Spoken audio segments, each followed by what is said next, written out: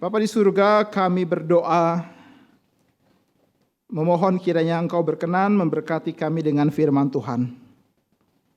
Kami berdoa supaya kiranya Tuhan menyatakan akan kebesaran-Mu, keagungan-Mu, kemuliaan-Mu, keindahan-Mu, dan segala yang Engkau ingin nyatakan kepada kami. Ajarkan kami tentang diri-Mu Bapa, sehingga kami boleh melihat akan kehendak-Mu sebagaimana yang Engkau inginkan. Permuliakanlah nama-Mu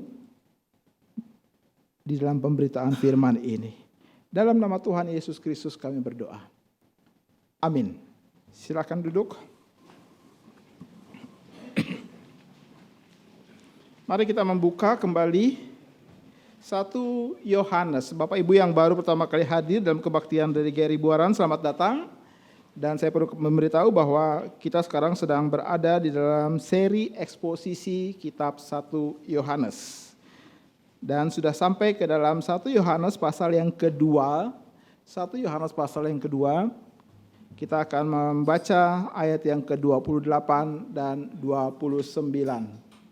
Tema hari ini adalah tetap tinggal di dalam Kristus. 1 Yohanes 2 ayat 28 sampai 29. Mari kita membaca ayat ini bersama-sama. 1, 2, 3. Maka sekarang anak-anakku, tinggallah di dalam Kristus, supaya apabila Ia menyatakan diri, kita beroleh keberanian percaya pada hari kedatangannya.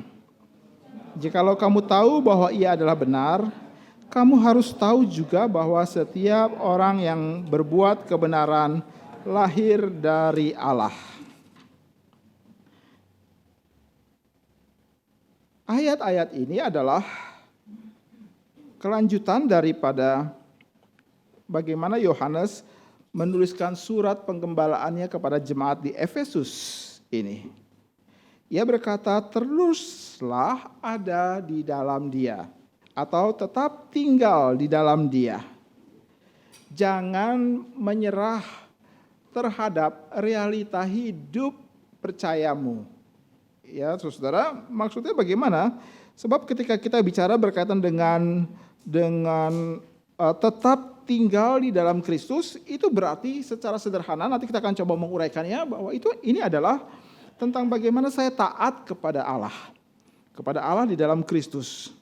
Bagaimana saya tetap mempertahankan percaya saya di dalam Kristus.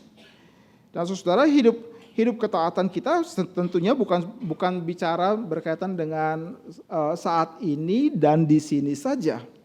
Ya, kenapa demikian? Karena saya menjumpai dalam banyak pengalaman pelayanan, ketika berjumpa dengan banyak orang-orang Kristen, mereka berkata, kenapa saya harus taat? Gitu ya. Kenapa harus saya taat? Apa gunanya saya harus taat? Nah, saudara, pertanyaan-pertanyaan ini sesuatu hal yang wajar dikemukakan oleh orang percaya. Tetapi pertanyaan-pertanyaan ini juga menuntut sebuah jawaban yang tuntas. Kenapa saya harus percaya kepada Tuhan? Maksud saya, kenapa saya harus taat kepada Dia? Saya sudah tahu kok. Saya harus taat, saya harus setia kepada Allah. Pertanyaan adalah, kenapa harus seperti demikian? Maka kepada kebanyakan orang akan berkata, karena ini adalah kehendak Allah. Kehendak Allah. Apakah itu salah? Pasti tidak. Memang kehendak Allah meminta supaya setiap orang percaya itu taat kepadanya. Tetapi yang saya mau katakan bahwa ketaatan itu bukan problema untuk saat ini dan di sini saja. Karena Yohanes mengatakan bahwa ketaatan ini berkaitan dengan nanti pula. Dengan nanti yang bagaimana? Yohanes berkata bahwa pada waktunya nanti kamu akan dapat berdiri dengan rasa percaya diri yang benar. Dan kamu tidak malu. Pada saat kapan? Pada saat nanti Yesus datang kembali. Sekali lagi, Yohanes berkata, tinggallah di dalam Kristus. Itu bukan problema untuk saat ini dan di sini saja. Tapi untuk saat nanti pula. Pada waktu Yesus datang, maka kamu dapat berdiri dengan semacam keberanian untuk percaya bahwa Dia datang untukku. dan aku tidak akan pernah malu karenanya. Berarti saudara, hal ketaatan itu adalah sesuatu hal yang mempunyai dimensi masa depan. Mempunyai dimensi masa depan bagaimana orang percaya dapat berdiri dengan keberanian dan kemudian menyambut kedatangan daripada Kristus. Dengan suatu sukacita yang besar oleh karena mengetahui aku dapat berani berdiri di hadapan Dia dengan wajah gembira oleh karena mengetahui bahwa Kristus telah menebus semua dosa-dosaku. Kristus sudah mengampuni dosa-dosaku. Dia sudah menerima aku. Dia tidak lagi melihat aku sebagai musuhnya, sebab Dia sudah memperdamaikan aku. Maka kita dapat berdiri dengan berani di hadapan Dia. Tapi sekaligus juga kita akan berkata, aku dapat berdiri dengan tidak malu. Dan disinilah kita melihat tidak malu ini berkaitan dengan bagaimana kemudian kita berkata, aku sudah menunaikan semua kewajiban yang diwajibkan bagiku. Aku telah memelihara iman di dalam seluruh ketaatanku, dengan seluruh kesetiaanku. Maka aku tidak akan tertunduk malu. Aku akan berdiri dengan senang dan sukacita untuk menyambut Dia. Ini adalah ketaatan dimensi di dalam masa mendatang. Sehingga saudara, pada saat itu selain ada orang-orang yang bersukacita dengan percaya diri dan tidak malu, tetapi juga pada saat itu ada orang-orang yang menyambut kedatangan Kristus dengan ketakutan yang amat sangat. Oleh karena apa? Oleh karena mereka menolak Kristus di dalam kehidupan mereka. Mereka mengatakan, untuk apa saya percaya kepada Kristus? Kenapa saya harus percaya kepada Dia? Dan dia berkata bahwa saya tidak perlu Kristus, saya tidak butuh Dia, dan kemudian biarkan saya bebas untuk mengatur hidup saya. Saya bebas untuk memilih siapa yang mau saya percaya. Kenapa saya mengatakan demikian? Oleh karena hari ini kita berjumpa dengan ada banyak orang yang atas nama kebebasan pribadi, atas nama katanya kebebasan berpikir, dia mengatakan kami tidak harus dalam tanda kutip terbelenggu dengan aturan-aturan agama. Itu adalah masa-masa lalu. Itu adalah pada waktu orang hidup di dalam keadaan kegelapan. Mereka membutuhkan pegangan. Lalu mereka meng-create sebuah ide tentang kepercayaan yang kemudian mereka sebut sebagai agama. Lalu mereka menyebut nama Allah mereka. Mereka menyebut nama Allah dan kemudian mereka sujud dan menyembah kepadanya. Tetapi sejalan dengan berlalunya waktu, kita sadar bahwa kita tidak harus dalam tanda kutip tadi terbelenggu dengan agama. Kita tidak harus terbelenggu dengan ajaran-ajaran yang kita lihat dengan sangat menakutkan sekali. Yang bahkan mungkin merantai tangan kita atau mencucuk hidung kita seperti seekor kerbau yang dibawa. Kita tidak bebas. Kita tidak merasa dapat mengekspresikan diri kita sendiri, kita tidak dapat untuk menunjukkan siapakah kita. Oleh karena itu, kita buang semua kepercayaan itu, kita buang semuanya. Kenapa harus Kristus? Apakah keistimewaan daripada Kristus? Yang lain pun juga ada, cuma semua sekarang tergantung kepada kita. Kita mau milih yang siapa, yang mana? Nah, ini adalah orang-orang yang sebelum kedatangan Kristus begitu jumawa sekali. Mereka begitu betul berdiri dengan kepala besar dan berkata, akulah yang memilih, akulah yang menentukan. Sebab Yesus belum datang. Pada hari Kristus datang, semua orang-orang sedemikian akan merasa takut sekali. Sebab mereka menyadari Kristus datang, Dia tidak datang sebagai anak lagi, Dia tidak datang dalam konteks inkarnasi kembali, Dia tidak datang sebagai manusia yang tunduk dalam hukum-hukum perkembangan daripada manusia dan terikat oleh ruang dan waktu lagi, tapi Dia datang sebagai hakim. Saudara-saudara, Dia datang dengan seluruh kegemilangannya, demikian kata Alkitab, yang diiringi oleh malaikat-malaikatnya. Dia datang dengan tongkat keadilan dan kebenaran. Itu sebab orang-orang ini merasa menjadi begitu takut sekali. Kenapa aku dulu menolak Dia? Kenapa aku dulu dengan begitu berani sekali menghina Dia? Kenapa aku dulu berani mengejek Dia? Dulu seakan-akan tidak terjadi apa-apa. Dulu seakan-akan biasa-biasa saja. Dulu seakan-akan saya bisa mentaklukkan Kristus. Tapi Alkitab berkata, Allah mendengar dan ia melihat dari sorga semua orang-orang yang seperti demikian. Saudara-saudara, orang-orang yang tidak percaya mereka akan takut dan mereka akan tertunduk berhadapan dengan Kristus yang hadir. Tapi apakah juga ada kemungkinan orang percaya yang tertunduk malu pada waktu Yesus hadir? Ada, yaitu mereka yang pada waktu sebelumnya mereka berkata, untuk apa aku percaya kepada Kristus dan untuk apa aku taat kepada Dia? Mirip sekali dengan orang yang tidak percaya. Sehingga saudara di sini kita melihat orang yang tidak percaya sama orang yang tidak taat kepada Kristus, yang percaya tapi tidak taat kepada Kristus, itu mempunyai kemiripan, sangat mirip. Mereka bertanya, kenapa kami harus melakukannya? Ya, hidup ketaatan itu adalah sesuatu hal yang meletihkan, sesuatu hal yang menjenuhkan, sesuatu hal yang kami rasa sesuatu hal yang tidak mengenakan sekali. Dan kami tidak suka. Oleh karena ketika kami mau taat, maka orang-orang yang tidak percaya akan berkata, kamu munafik. Ya, kamu munafik. Oleh karena saya mencoba untuk taat, saya mencoba untuk setia kepada kebenaran Allah dan firman-Nya. Saya mencoba untuk berjalan dalam kebenaran Allah. Tapi saya menjumpai ada saat-saat tertentu saya tidak melakukannya. Sehingga enggak heran kalau orang berkata, kamu munafik. Kamu bilang tentang hidup kebenaran, kamu sendiri tidak melakukan kebenaran. Oh, saya tidak suka mendengarkan kalimat itu. Saudara, apakah masih mungkin orang percaya melakukan kesalahan dan dosa?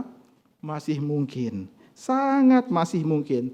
Tapi bedanya di mana kalau begitu? Bagaimana saya tahu bahwa saya adalah orang percaya? Orang yang percaya adalah orang yang masih mungkin jatuh dalam dosa, tetapi tidak harus.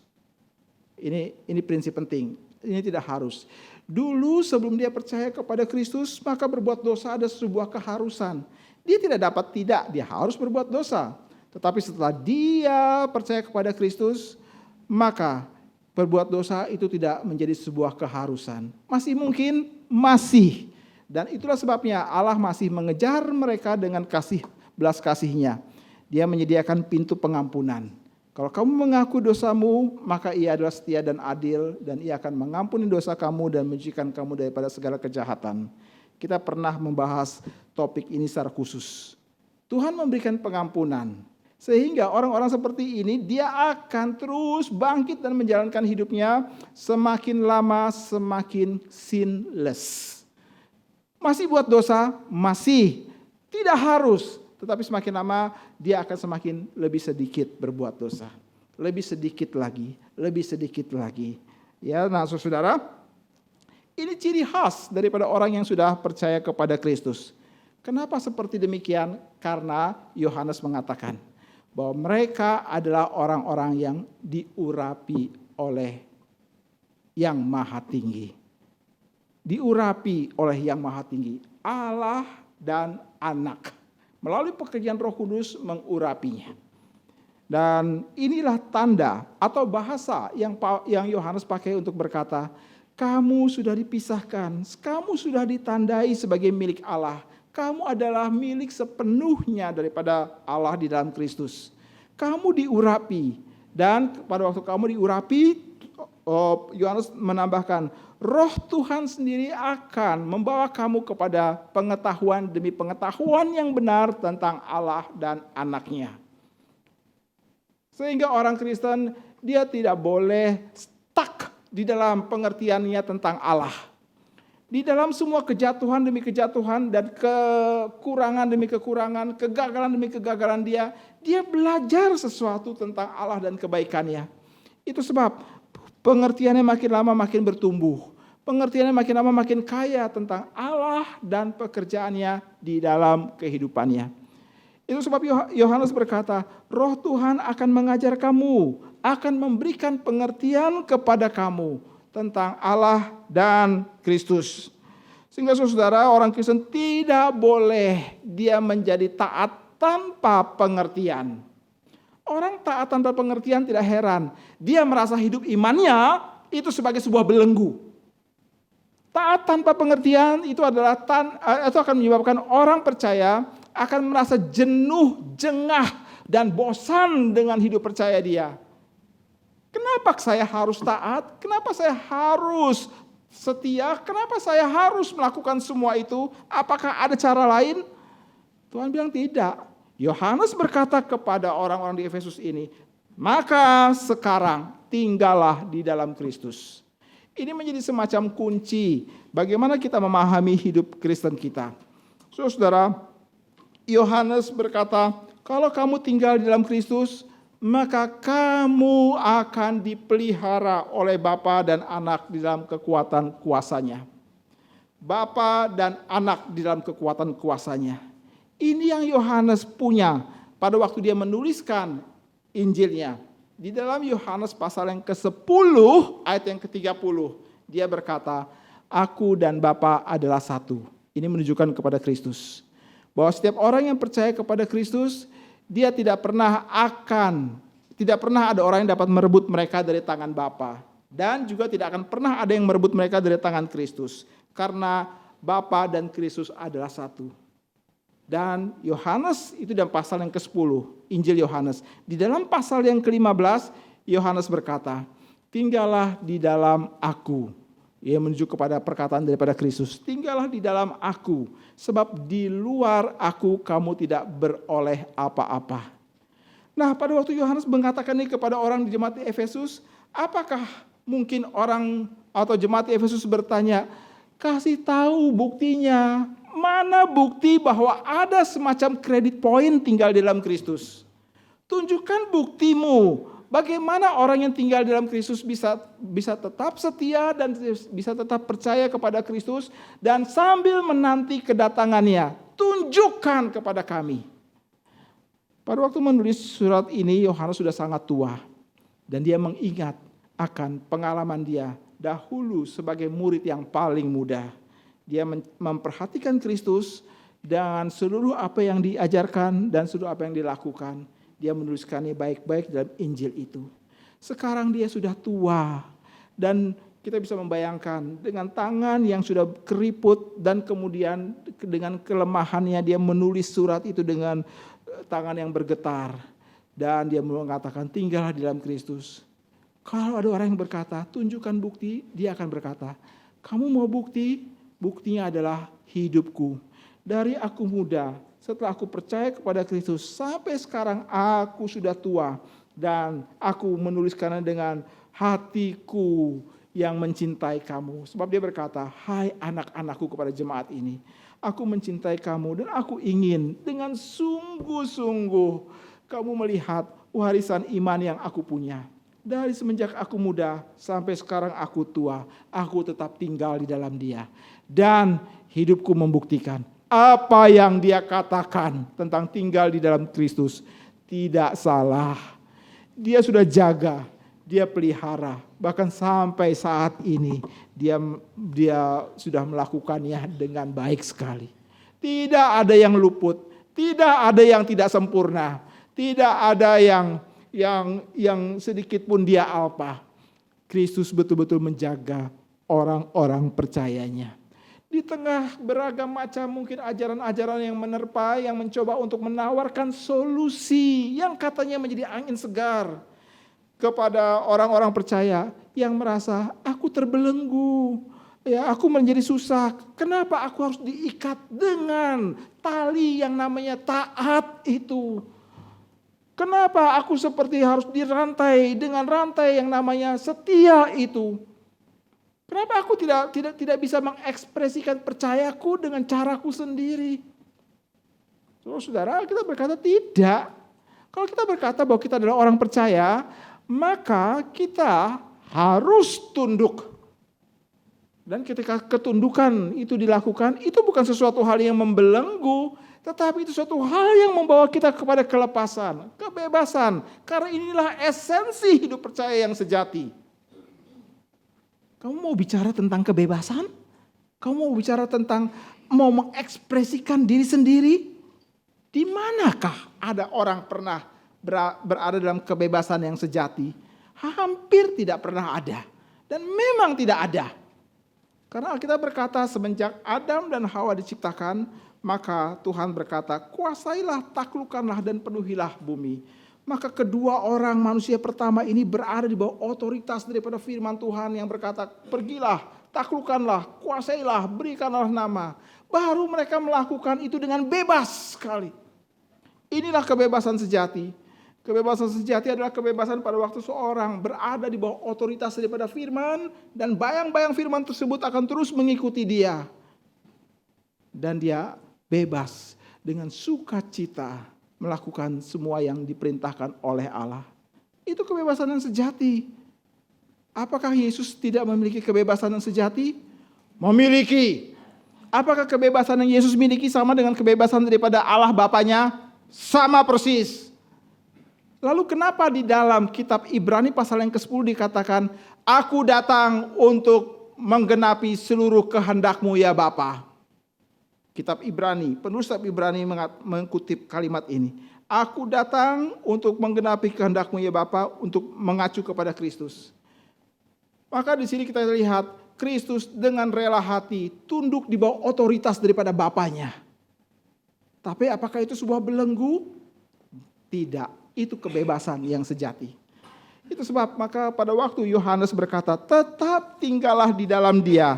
Yohanes sedang mau membawa jemaat Efesus kepada blueprint penciptaan. Tetap tinggal di dalam Dia. Kalau kamu keluar dari Dia, binasa kamu. Kalau kamu keluar daripada Dia, celaka kamu. Maka Yohanes berkata, maka sekarang anak-anakku. Kenapa dia mengatakan maka sekarang? Sebab sebelumnya dia sudah menguraikan panjang lebar tentang perbedaan yang orang percaya harus hadapi di dalam hidup imannya. Bahwa mereka harus bisa melihat apakah terang, apakah gelap. Itu diuraikan panjang lebar di dalam pasal yang pertama dalam kitab 1 Yohanes ini. Lalu kemudian Yohanes beralih. Dia berbicara tentang kasih dan kebencian. Di dalam pasal yang kedua, ayat pertama sampai 17. Lalu kemudian dia bicara berkaitan dengan kebenaran dan kesalahan. Masih pasal yang kedua, ayat 18 sampai ayat yang ke-27. Ini ajaran-ajaran penting. Ini hal yang penting yang harus diperhatikan oleh setiap orang percaya. Bahwa dunia ini adalah pertentangan antara terang dan gelap. Antara kasih dan kebencian. Antara kebenaran dan kesalahan. Dunia ini penuh dengan semua ini.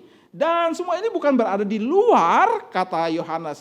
Semua ini bisa masuk ke dalam gereja. Dan ini diajarkan oleh guru-guru yang katanya mengerti akan firman, yang memakai kalimat-kalimat firman, terminologi-terminologi Alkitab. Mereka mengajarkannya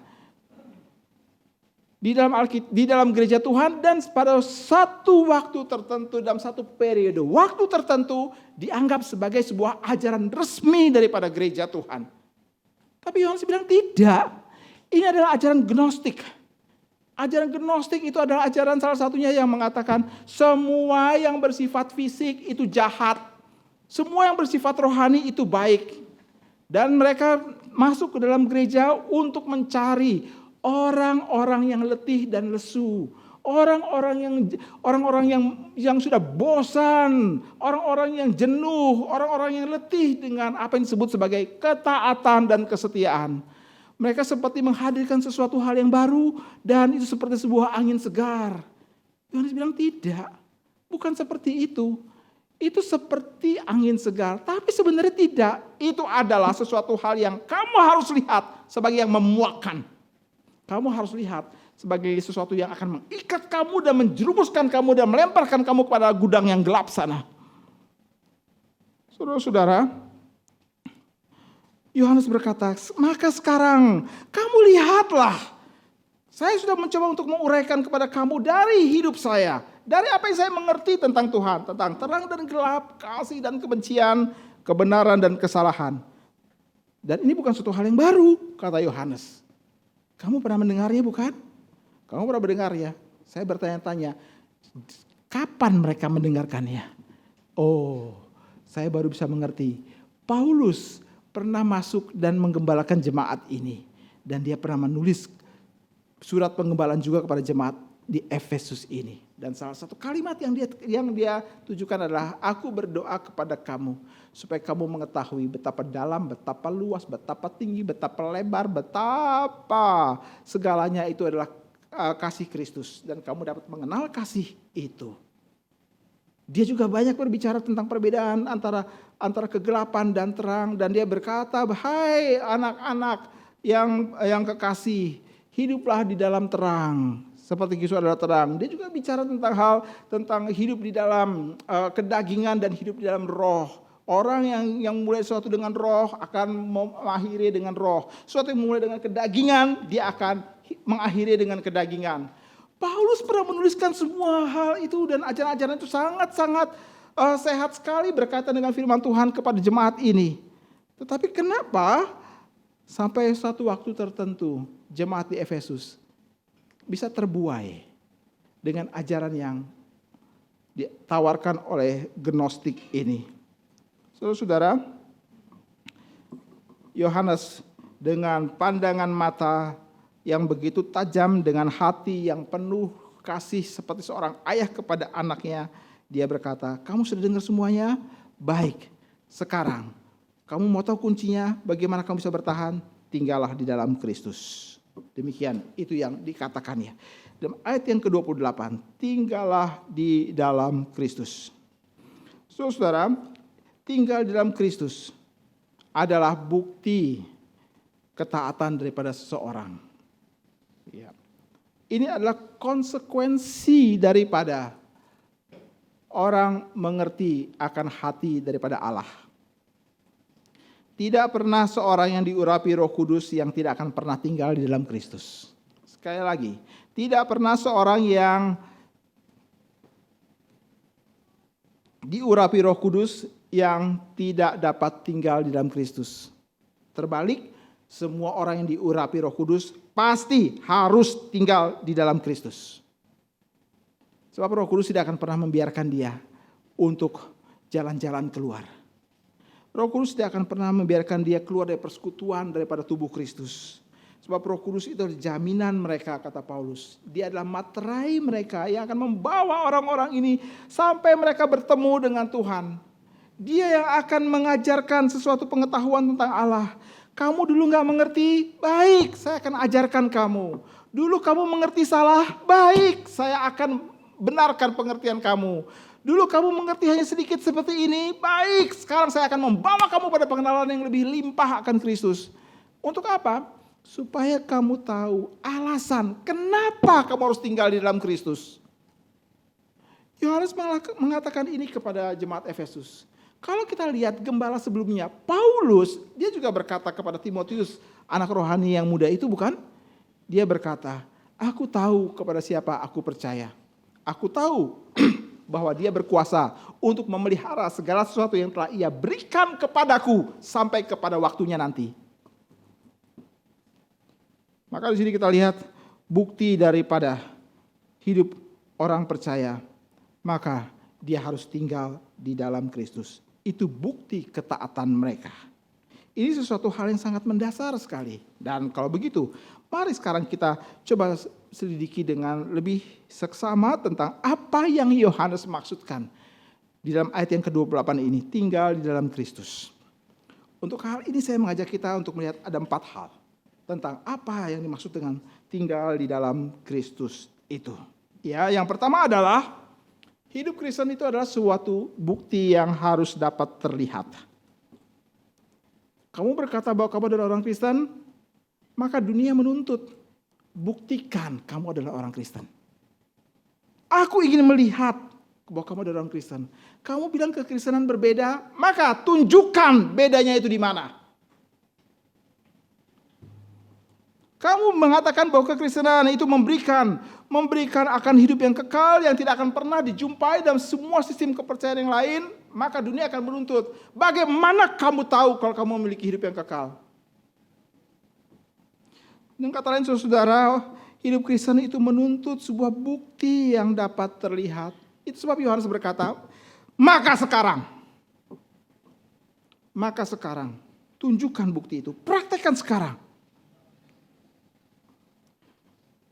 Tuhan Yesus pernah berkata bahwa pohon itu akan dikenal dari buahnya, bukan? Pohon yang baik akan menghasilkan buah yang baik. Demikian juga pohon yang buruk akan menghasilkan buah yang buruk pula. Busuk akan menghasilkan buah yang busuk pula. Dengan kata lain, jikalau kita mengatakan kita mengenal Allah, maka tunjukkan buktinya. Buktinya apa? Kamu hidup dalam kebenaran. Kamu mengenal kebenaran. Kamu menyukai kebenaran. Kamu mengejar kebenaran. Apakah ini ada di dalam passion daripada hidupmu? Hasrat yang terbesar daripada kehidupanmu? Memang mungkin tidak akan selalu sempurna. Karena kita belum akan pernah menjumpai kesempurnaan itu dalam seluruh hidup Kristen kita. Bahkan sampai Tuhan panggil kita. Hidup Kristen kita tidak akan menjadi sempurna seperti yang kita bayangkan. Tetapi kita berada di dalam jalan yang benar. Ini menjadi prinsip. Kamu berada dalam jalan yang benar. Kamu memiliki arah yang benar. Maka praktikanya apa? Kalau kita berkata aku tinggal dalam Kristus, maka berarti kamu harus mengenal kebenaran. Kamu harus menyukai kebenaran, kamu harus mengejar kebenaran itu di sepanjang hidupmu. Kamu tidak bisa sedikit-sedikit berkata, sudahlah, aku coba give me a break. Berapa orang pernah berkata demikian? Berikan aku sedikit ruang. Untuk apa? Untuk menikmati hidupku sendiri. Berikan aku sedikit ruang untuk apa? Supaya aku dapat mengeksploitasi hidupku sendiri untuk aku sendiri. Istilah sekarang apa ya? Me time. Saudara, saya jangan salah mengerti, istilah me time tidak harus dianggap sebagai suatu hal yang negatif, tapi itu menjadi suatu hal yang negatif jika kita berkata, kasihlah aku waktu sedikit. Tidak harus aku menunjukkan diri sebagai orang Kristen. Saudara tahu, Tuhan tidak akan pernah membiarkan itu terjadi. Dia tidak akan pernah memberikan kita sedikit waktu untuk kita tidak taat. Dia ingin supaya kita tetap taat dalam setiap waktu demi waktu kita. Jadi, jangan bilang, give me a break. Just a little bit time for me, myself. Tuhan tidak pernah membiarkan itu terjadi. Engkau berada dalam genggaman tangan Bapa, genggaman tangan Kristus. Dan sebelum Yesus berkata, siapa yang menjadi milikku, dia mengenal suaraku dan dia akan berjalan mengikuti aku. Aku mengenal mereka dan aku memanggil mereka menjadi dekat-dekat kepadaku. Lalu engkau mengatakan, give me a break.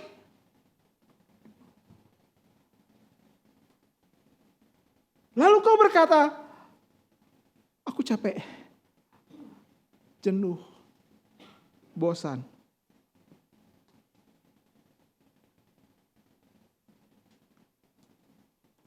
Maka saudara, kalau kita pernah berpikir demikian, itu tanda. Dan saya mengatakan dari sini, mewakili Tuhan berkata, you are not supposed to talk like that.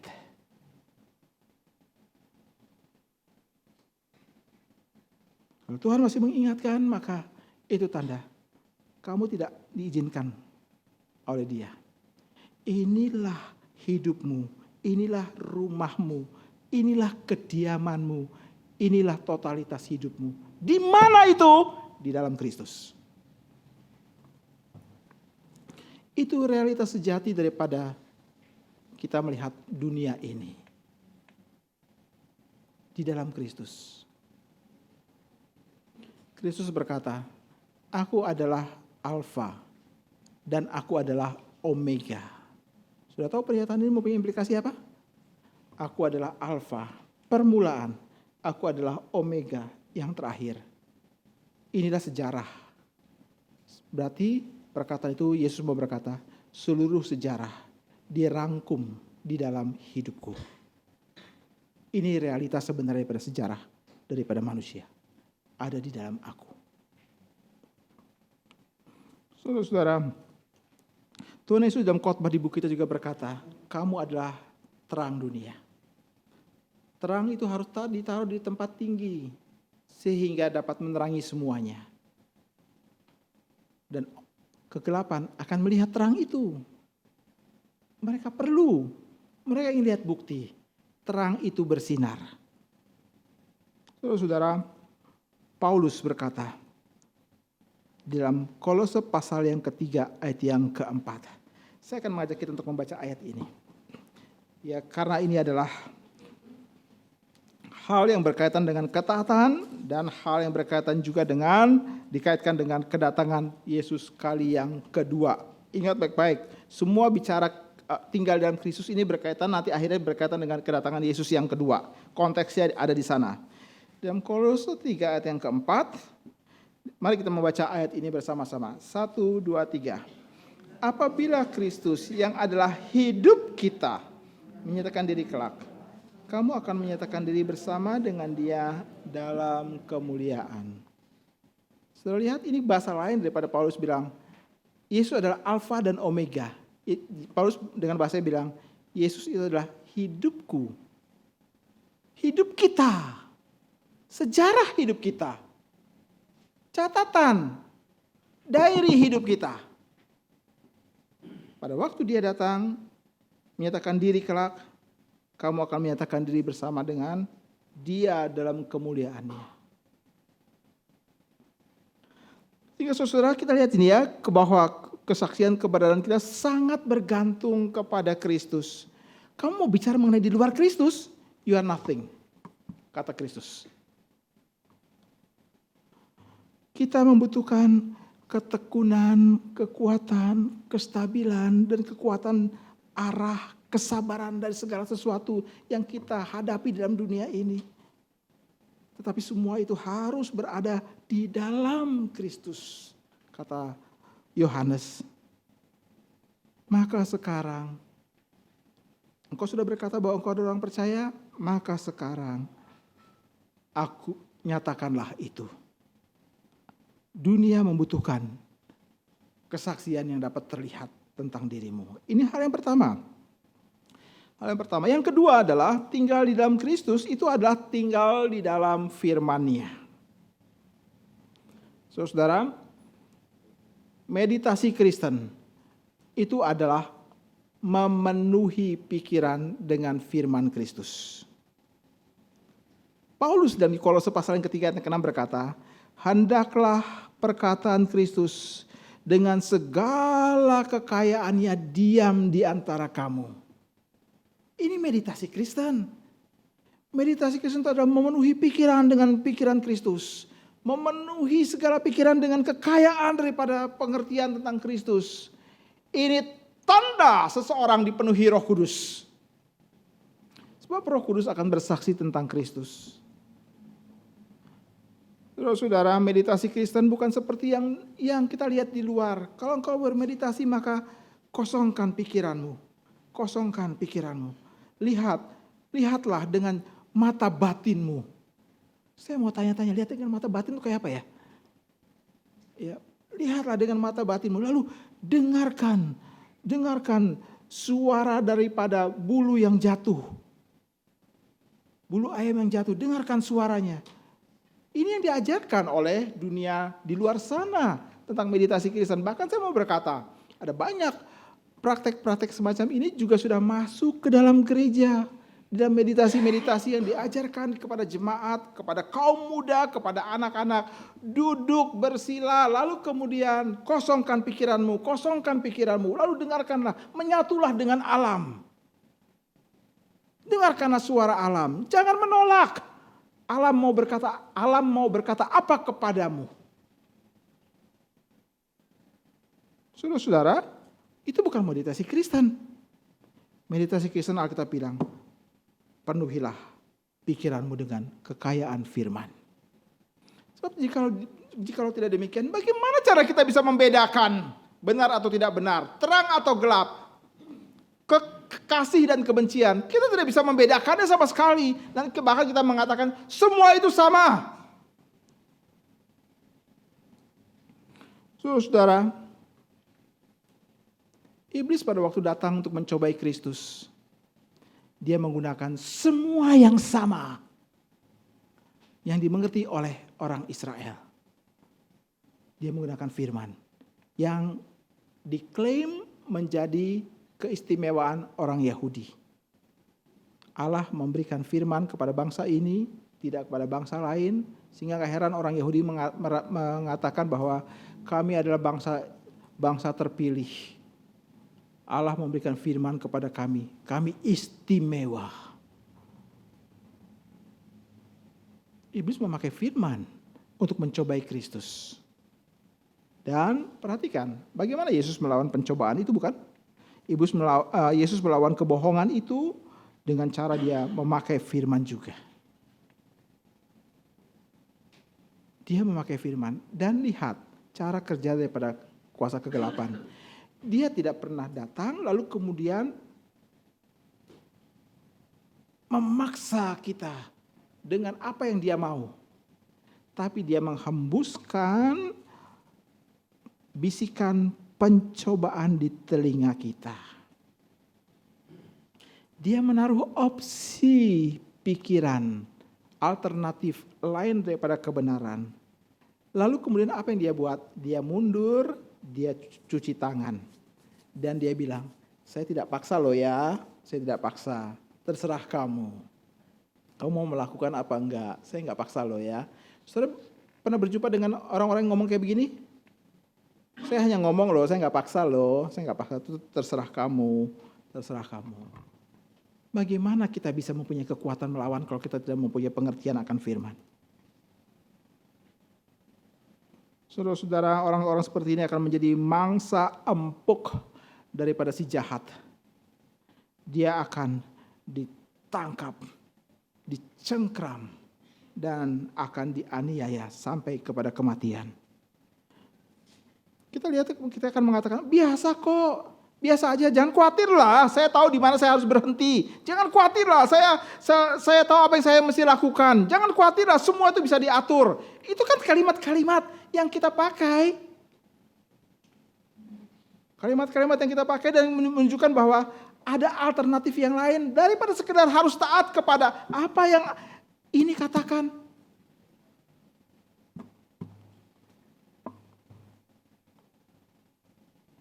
Saudara-saudara, jika itu terjadi, maka itu sebenarnya iblis sedang mengintip melalui celah yang sangat sedikit. Sebab dia tahu Allah membentengi umatnya dengan kuasanya yang besar. Tapi dia mencari celah. Walaupun celah itu sedikit, dia pakai itu buat mengintip. Mencari peluang. Ini yang kitab Kejadian katakan. Hati-hati Kain, dosa sedang mengintip kamu, kata firman. Mengintip celah sedikit. Sampai di sini saya mau mengatakan, iblis itu adalah pribadi pejuang yang tangguh, tidak kenal lelah. Walaupun prosentase atau probabilitasnya sangat kecil, dia akan fight untuk itu. Dibandingkan banyak orang Kristen yang mendapatkan keistimewaan, kekayaan, dan kelimpahan daripada firman Tuhan, tapi mudah menyerah dan menyerahkan diri kepada dosa. Saudara-saudara, yang kedua Yohanes bilang tinggal dalam Kristus adalah firman tinggal di dalam pikiranmu. Kamu tidak akan punya kekuatan apapun kalau kamu tidak mempunyai firman. Kamu tidak dapat membedakannya apapun karena kamu hanya bisa melihat semuanya sama. Yang ketiga, tinggal di dalam Kristus adalah setia kepada kebenaran yang diajarkan oleh Kristus. Bedanya dengan yang kedua apa ya? Yang kedua, kamu punya firman. Yang ketiga adalah kamu setia kepada kebenaran yang diajarkan oleh Kristus. Kebenaran yang kamu pernah dengar sejak awalnya dan sampai dengan saat ini. Kebenaran yang nanti akan dibukakan kepadamu pada masa mendatang. Dan sampai nanti Yesus datang lagi untuk kali yang kedua. Kamu setia kepada kebenaran ini. Sebab itu ada fondasi yang sangat penting dalam kita membangun iman kita.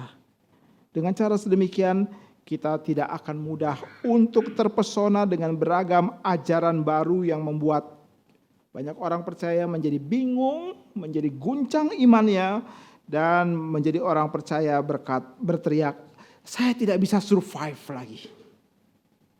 Omong kosong. Tidak ada orang percaya yang tidak bisa survive. Orang percaya yang berkata, aku tidak bisa survive lagi, aku tidak bisa bertahan lagi, itu hanya menunjukkan kamu tidak setia pegang firman.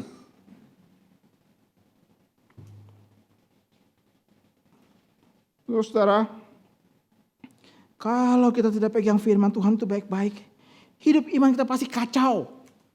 Dipastikan itu. Ingat ya, Tuhan Yesus bilang, di luar aku kamu tidak dapat berbuat apa-apa. Pasti hidup kita akan kacau. Kita akan bingung, kita akan guncang. Seperti seorang tidak mempunyai pegangan apapun juga. Dan perhatikan juga bahwa kita pasti tidak akan pernah menghasilkan buah yang efektif dalam kehidupan Kristen kita. Dan pelayanan kita pun juga tidak akan efektif. Kita mau melayani, akan kelihatan. Pelayanan kita akan on off. Kalau kita lagi suka, kita melayani. Kalau kita lagi nggak suka, lagi blue, kita minta semua orang mengerti. Saudara,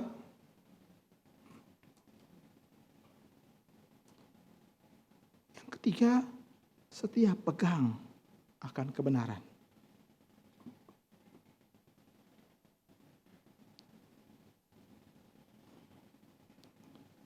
Kalau tidak, maka kita akan mudah sekali buka pintu. Bukan hanya kita melihat ada celah yang kecil, tapi kita akan membuka pintu itu lebar-lebar dan persilahkan ajaran baru itu mengambil alih hidup kita. Saya mengatakan mengambil alih hidup kita. Orang-orang seperti demikian tidak puas dengan apa yang Alkitab katakan. Tidak puas. Gini aja, gak puas. Bahkan seorang rekan pada kemarin berkata bahwa dalam persekutuan doa bilang, dia pernah mendengarkan seorang pendeta bahkan mengatakan, jangan mengikat imanmu dari Alkitab saja. Yesus atau Allah dapat bekerja dan berbicara di luar Alkitab. Sepertinya bagus, tapi ini penyesatan yang luar biasa besar. Itu yang ketiga. Yang keempat, tinggal di dalam Kristus berarti aku sudah putuskan untuk tetap memegangnya sampai kepada akhirnya. Aku putuskan dan sudah bulat keputusan itu memegang sampai kepada akhirnya. Paulus pernah berkata kalimat seperti ini. Dia pernah berkata, aku sudah putuskan untuk tidak mengetahui apapun yang lain selain Kristus yang pernah disalibkan. Itu dia kata dalam kitab 1 Korintus. Aku putuskan tidak mau mengetahui apapun yang lain selain Yesus yang pernah disalibkan. Ini bukan sebuah keputusan yang mudah. Saya percaya bagi seorang Paulus. Dari apa yang bisa kita pelajari dari Paulus, dari tulisan-tulisannya, kita melihat bahwa dia bukan seorang yang mudah untuk menerima sebuah ajaran yang baru. Tapi kalau dia sudah memegang satu ajaran yang baru itu, dia akan pegang dengan begitu kekeh sekali. Kita bisa melihat bukan bahwa sebelum dia ditaklukkan oleh Kristus dalam perjalanan ke Damsyik itu, dia sangat memegang ajaran Taurat. Dia betul-betul pegang dan berkata, aku harus menyelamatkan Taurat daripada ajaran baru yang dibawa oleh orang Nazaret itu, yang namanya Yesus itu. Aku harus pegang baik-baik dan aku harus membersihkan daripada Israel ini dari orang-orang yang mengikuti jalan Kristus. maka dia betul-betul punya niat sekali untuk mengerjakannya. Berarti saudara, kita lihat di sini, Paulus bukan orang yang sembarangan untuk kemudian melihat sesuatu yang baru dan kemudian main terimanya. Kalau dia sudah yakin kepada sesuatu, maka dia akan pegang itu dengan hidupnya. Ada yang berani masuk, dia akan berkata silakan, but over my dead body. Dia pasang badan dia di depan. Tapi kita lihat, Damsyik menjadi sebuah saksi sejarah. Bagaimana orang ini ditundukkan oleh kuasa Kristus. Perjalanan itu. Dan sekarang dia berkata, aku putuskan tidak mengetahui apapun yang lain selain Yesus yang disalibkan. Saya merasa disinilah Tuhan menggedor dia habis-habisan, taklukkan pikirannya, sampai kemudian dia berkata, aku menyerah. Dengan kata lain, dia pasti setelah dia percaya, dia lihat ajaran Kristus, dia bandingkan dengan hukum Taurat, dia bandingkan dengan filsafat-filsafat lain yang dia mengerti, dia bandingkan. Mungkin itu terjadi selama 3 tahun di tanah Arab, pada waktu dia belajar di bawah guru besar Gamaliel. Dia bandingkan ajaran Kristus dengan semua ajaran lain yang menjadi kebanggaan dia yang dia miliki. Sampai satu kali dia melihat ajaran Kristus lebih tinggi. Itu sebab dia berkata, aku putuskan saat ini sampai kapanpun tidak mau tahu yang lain lagi selain Kristus yang disalibkan. Keputusan bulat ini Tuhan berkenan, dia memberkati engkau. Dan kau dapat melihat kekayaan daripada perlindungannya. Inilah yang membuat kita kemudian pada akhirnya pada waktu Yesus datang, kita akan dengan wajah ceria menyambut dia. Tidak tertunduk malu karena kedapatan kurang setia dulu. Kedapatan dulu kerap kali banyak buka pintu untuk ajaran sesat masuk. Memberikan banyak pengaruh daripada ajaran di luar Kristus, mempesona dan memikat hati. Kenapa dulu aku seperti ini? Kita akan tertunduk malu saat itu. Sebab tidak bikin PR. Sudah masih ingat waktu engkau SD dulu? Kalau dapat PR, kalau engkau bikin di rumah, engkau datang ke sekolah pagi-pagi dengan senyum bukan? Tapi kalau enggak bikin PR, engkau datang pagi-pagi buat apa? Pinjem PR-nya teman bukan? Masih ingat? Pinjam, salin. Dengan dia sambil lihat jam. Tapi kalau engkau bikin PR-mu, engkau senyum, tenang. Kalau enggak bikin PR, gelisah, takut. Udah nyalin salah pula. Itu kebangetan. Udah nyalin, pada waktu nyalin bilang salah nih, hitungannya salah. Saya pernah satu kali kasih contekan kepada orang lain, dia nyalin, dia koreksi, salah itu hitungannya. Saya bilang, nyontek, nggak usah komen.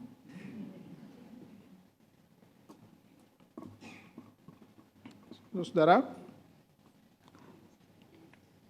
jangan sampai satu kali nanti kita kedapatan malu. Aku dulu kurang setia, aku dulu kurang taat, aku dulu kurang berhasrat, aku dulu kurang giat. Kita akan tertunduk malu saat itu. Saudara-saudara, Paulus bilang, hari itu, saat itu, ada saat penentuan. Lalu Paulus melanjutkan, jikalau kamu tahu, ayat 29, bahwa ia adalah benar, kamu harus tahu juga bahwa setiap orang yang berbuat kebenaran lahir daripadanya. Sampai di sini saya melihat tentang apa yang ada dalam pikiran daripada Yohanes ini. Dia sangat terpesona dengan kata lahir kembali.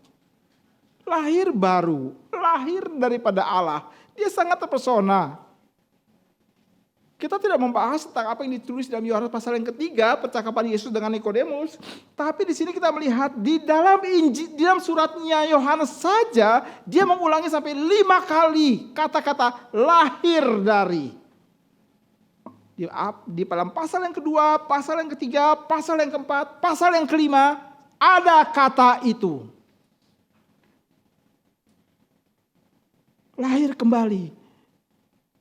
Lahir kembali itu adalah engkau dikembalikan oleh Allah melalui pekerjaan Roh-Nya yang kudus ke dalam blueprint penciptaan.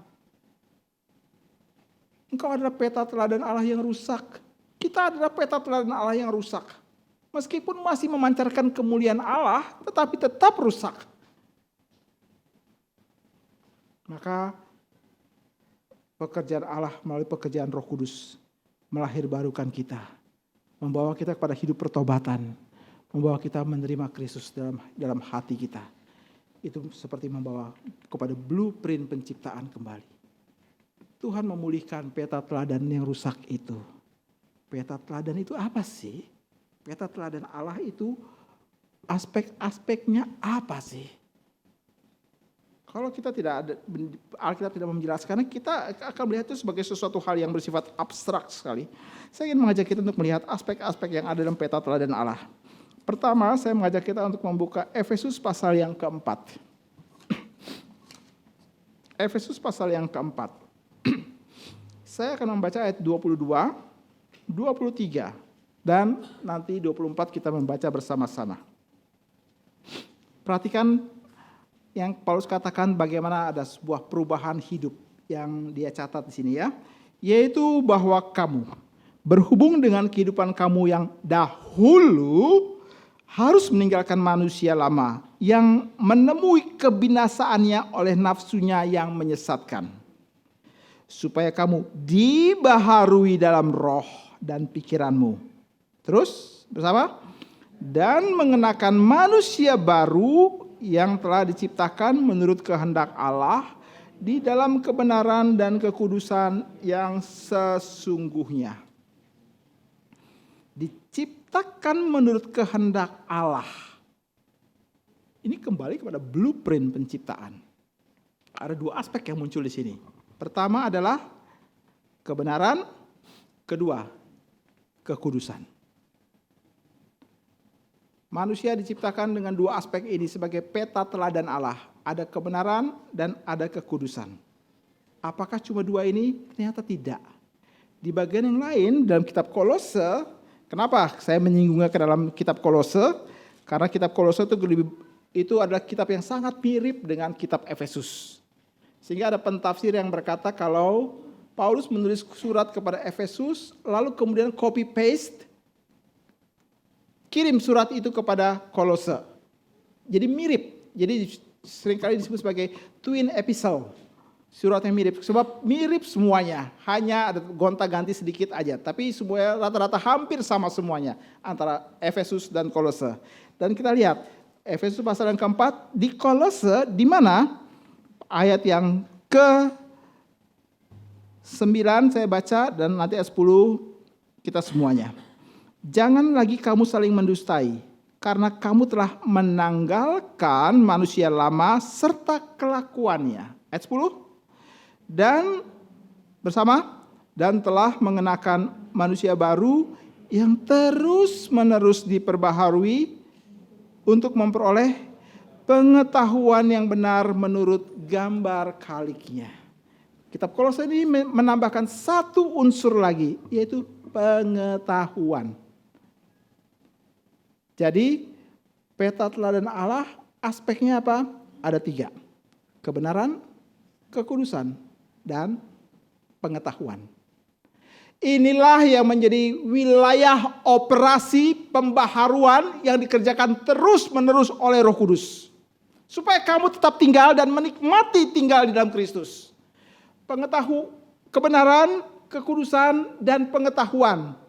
3 ini adalah saling melengkapi satu dengan yang lain. Kalau kamu bicara mengenai kebenaran, maka kebenaran itu di dalam kekudusan, di dalam pengetahuan. Kamu bicara mengenai kekudusan, maka kekudusan itu berdasarkan kebenaran dan berdasarkan pengetahuan. Kalau bicara mengenai pengetahuan, ini harus di dalam kebenaran dan di dalam hal kekudusan. Tiga-tiganya itu harus ada. Kita tidak boleh memilih, aku hanya mau pengetahuan dan kekudusan saja. Kebenaran dia enggak. Itu bukan aspek yang dikerjakan oleh Roh Kudus. Roh Kudus kalau mengerjakannya tiga-tiganya sekaligus. Dia menambahkan pengetahuan yang membawa kepada kebenaran dan kekudusan. Kita tidak boleh berkata, oh Roh Kudus hanya mengejar kita kepada kekudusan tanpa pengetahuan. Kita hidup kudus sebab Roh Kudus ada Roh Kudus membawa kita pada hidup kudus, tapi tanpa pengetahuan tentang Kristus. Itu bukan pekerjaan Roh Kudus. Jadi kalau orang banyak bercerita tentang hidup kudus, tapi pengetahuan tentang Kristusnya berantakan, itu bukan pekerjaan Roh Kudus. Roh Kudus akan menyempurnakan ketiga aspek ini. Ini adalah diciptakan menurut gambar kaliknya, kata Alkitab. Kamu ingin bicara mengenai kebenaran, aspek moral, meninggikan hal semua itu, tapi kamu mengabaikan tentang hal pengudusan dan pengetahuan, maka kamu akan menjadikan aspek moralmu itu dengan etika Machiavelli misalnya. Tujuan menghalalkan semua cara.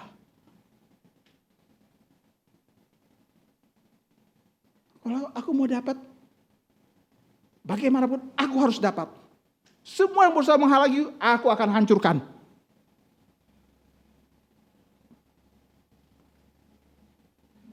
Dan itu banyak sekali sekarang diadopsi dalam dunia politik, bukan? Saudara-saudara, tiga hal ini dikerjakan oleh Tuhan. Dan tiga ini menjadi dasar bagaimana kita membangun hidup moral. Bagaimana kita mengambil keputusan. Bagaimana kita menentukan arah depan. Berdasarkan pengetahuan, kebenaran, dan kekudusan. Kamu bertindak baik berdasarkan apa? Perhatikan, tiga aspek ini harus terlibat. Pengetahuan, kebenaran, kekudusan. Kamu mau pilih pekerjaan bagaimana? Masukkan tiga aspek ini dalam pertimbangan. Pengetahuan, kebenaran, kekudusan. Dasar etika Kristen. Pengambilan keputusan dan moral Kristen. Kamu pilih pasangan seperti apa? Masukkan tiga aspek ini. Kebenaran, pengetahuan, dan kekudusan. Jangan dibablas. Jangan hanya mau dua. Jangan hanya mau satu. Harus tiga-tiganya. Saudara-saudara, kalau enggak maka iman kita pasti akan terdampar. Saya menyukai sebuah ilustrasi tentang seorang kapten kapal sedang membawa kapalnya yang besar untuk masuk ke dalam pelabuhan. Lalu dia mengkontak bandar pelabuhan di sana. Tuntun aku masuk ke dalam pelabuhan ini. Sebab ketika masuk ke dalam pelabuhan, kiri kanan jalan menuju pelabuhan itu dasarnya ada batu karang yang besar dan tajam. Salah sedikit bisa merobek lambung kapal. Maka kapten kapal kontak daripada pengawas di pelabuhan situ. Tuntun saya masuk ke dalam pelabuhan dengan aman. Kapal saya besar dan berat. Lalu Syah Bandar mengatakan, satu kuncinya, kamu lihat hanya satu lampu. Kalau kamu lihat hanya satu lampu daripada mercusuar di sana, maka kamu bisa dipastikan kamu sedang ada di dalam jalur yang aman. Tapi kalau kamu lihat ada 2 mercusuar atau 3 mercusuar, kamu jalan salah. Kamu gak boleh lihat itu. Kamu harus lihat satu. Satu dalam arti seperti apa? Kamu harus lihat satu, tiga-tiganya menjadi satu. Harus satu lampu yang kamu lihat. Kalau kamu lihat 2 atau 3, kapalmu akan robek. Hanya lihat satu. Oh, baik. Jadi kapten kapal langsung akan mengusahakan mengendalikan kapalnya. Lihat satu saja. Baru kamu bisa masuk ke sana. 3 ini harus menjadi satu hal yang dikerjakan. Inilah paket pekerjaan Roh Tuhan. Mengubah hidup kita menjadi gambaran Kristus. Menjadi gambaran Kristus. Kamu menjadi serupa dengan Kristus dalam pengetahuan, kebenaran, dan kekudusan. Saudara-saudara, sebab jikalau tidak maka kita akan mudah menjadi orang yang guncang. perbudakan demi perbudakan dalam hidup iman kita, kita akan merasakan sebagai suatu hal yang menjengahkan. Kenapa saya berkata perbudakan? Karena di dalam Kristus kita adalah budak. Kita adalah dulos, budak kebenaran Tuhan. Roma pasal yang ke-6 mengatakan itu. Dan kita harus menyukainya. Sebab kita melihat satu lampu di sana. Kita melihat satu pekerjaan tangan Tuhan di sana. Dia merubah pengetahuan, kebenaran, dan kekudusan kita. Kita di dalam ketaatan itu, dalam 3 hal itu, maka kita tahu bahwa kita tinggal dalam Kristus. Pada waktunya jika Tuhan panggil, kita berani menatap Dia, melihat Dia dengan kepercayaan yang sungguh. Dan dengan wajah yang tengadah, bukan tertunduk malu. Dan berkata sama seperti Paulus di akhir hidupnya. Di pagi hari ini saya mengingat firman Tuhan itu sebagai bahan saat teduh saya. Firman Tuhan itu berkata, perkataan Paulus, aku bersyukur kepada Dia yang menganggap aku setia dan mempercayakan pelayanan ini kepadaku. 1 Timotius pasal yang pertama. Aku setia karena Dia menganggap aku. Aku bersyukur karena Ia menganggap aku setia dan mempercayakan pelayanan ini kepadaku. Saudara lihat, engkau tidak setia tinggal dalam Kristus, jangan harap engkau punya buah rohani dalam hidupmu. Engkau mau keluar dari persekutuan dengan Kristus, jangan harap Tuhan akan mempercayakan pelayanan kepadamu. Jangan harap engkau akan menikmati kekayaan dan kelimpahan berkat-berkat rohani yang sudah dipersiapkan Allah dalam hidupmu. Jangan harap. Engkau merasa bahwa di luar sana lebih enak, silahkan. Tapi engkau akan menjumpai di luar sana lebih kering dan kerontang. Ini mungkin salah satu tanda kenapa ada banyak orang Kristen yang setelah sekian tahun merasa kalau saat teduhnya itu kok sepertinya gak menghasilkan apa-apa. Hidup rohani menjadi kering, hidup rohani menjadi kerontang seperti padang gurun, megap-megap haus. Itu tanda engkau sedang ada di luar. Atau engkau sedang nengok-nengok keluar. Hasratmu kepingin keluar. Kenapa kau di sini terus?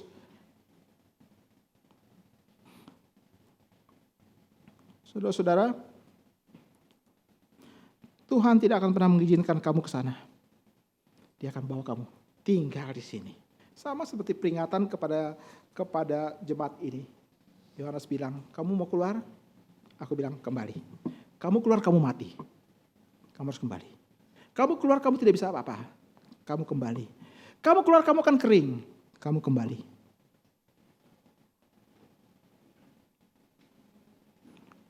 Kalau orang yang sudah dikatakan demikian bilang, aku tidak mau. Aku tetap mau keluar. Maka itu hanya membuktikan kamu bukan milik Kristus. Ini cara Tuhan menjaga kemurnian gerejanya. Semua yang bukan milik Tuhan, keluar. Pergi keluar. Kamu akan malu pada hari kedatangan Kristus? Ya. Dan kamu harus tahu juga, Yesus pun malu melihat engkau. Kok tahu dari mana? Markus 8:38 mengatakannya. Ia akan merasa malu karena mereka pada saat kedatangannya. Dia malu. Saudara-saudara, Tuhan menciptakan kita untuk perbuatan baik yang telah dipersiapkan Dia sebelumnya. Ia mau kita hidup di dalamnya. Ia mau kita hidup dalam Kristus. Tuhan memberkati kita. Mari kita berdoa.